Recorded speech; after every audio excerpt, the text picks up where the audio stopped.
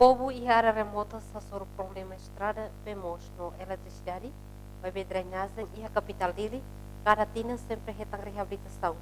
Significa osan bara gasta e dele do que e área remotas. Representante Povo e Homofukun Parlamento Nasional, Deputada Bancada Fretilin, Helena Martins, dihusi sessão plenária segunda nedihan, sira preocupa tambah valeta e a capital dili hadia cada tinan. Mas bi Povo e área remotas hasuru hela problema oiwen. Parte neve ami hela, tina ulung makfui hadia valeta neva. Começa semana todo, bom karte fadi ona. Neve hawat husu, be manutenção ga hadia valeta de esgoto se dinidane, competência husi.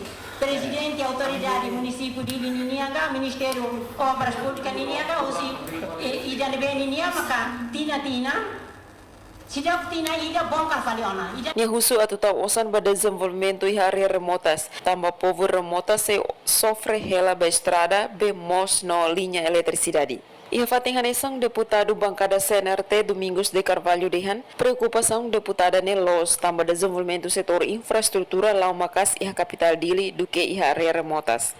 Hatan ba preocupação ne Ministro Assunto Parlamentar no Comunicação Social Francisco Jerônimo Hateten preocupação serane nia seha toba iha parte relevante ho dibuka solução. Madalena Horta, STL News.